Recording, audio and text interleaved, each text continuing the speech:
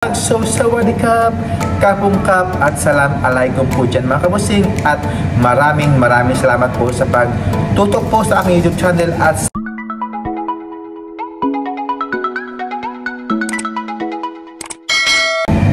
hello mga kabusing! Welcome back to my vlog! So for today's video nga mga kabusing, ang pag-usapan natin ngayon ay ang Miss Universe Venezuela mga kabusing, na kung saan laganap mga kabusing ang chismis ngayon, na kung saan grabe talaga mga kabusing yung kanilang pag-spread talaga ng mga ito na sinabi nga ito ni Miss Venezuela na nakalimutan nga ito ni Atisa Manalo yung kanyang sash, na kung saan unforgettable daw ito si Atisa Manalo, na kung saan in short, kung wala daw itong sash si Atisa Manalo, hindi mo daw ito matatandaan niya mga kabusing na ito ay from the Philippines.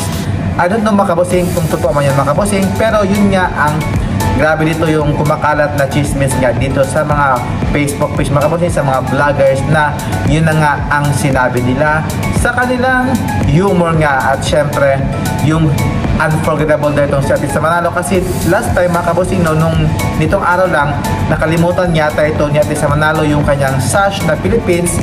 Pero nakita siguro ni Venezuela na ito raw si Atisa Manalo ay unforgettable daw mga kabusing, na kung saan kung walang sash itong si Atisa Manalo, hindi daw ito makikilala na from the Philippines nga mga kabusing. At syempre yung kay Miss Vietnam naman mga kabusing, na kung saan hindi rin ito makakapasok sa top 3 kasi ito ay Vietnamese man nga mga kabusing, Vietnamese boy nga. At syempre yun nga mga kabusing yung kanyang nasa loob mga kabusing sa kanyang chismis niya.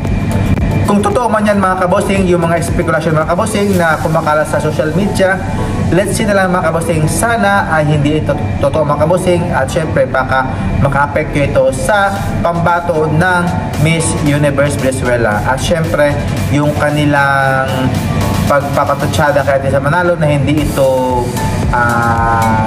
makikilala pag wala itong sash niya mga kabusing. Pero para sa akin mga kabusing, no, kahit wala ba itong sash, alam naman natin mga kabusing na kilala itong si Atisa Manalo. At syempre yung kanyang pag-iwalang sash, yung nakalimutan niya mga kabusing, I don't know kung makaka-apekto ito sa bearing sa scoring niya mga kabusing. Sana hindi ito maka-apekto. At syempre yung kay Vietnamese naman mga kabusing na lumalaban ngayon sa Miss Universe Vietnam candidates mga kabusing, sana ay maging okay naman mga kabusing. At syempre hindi daw ito makakapasok sa top 3 nga.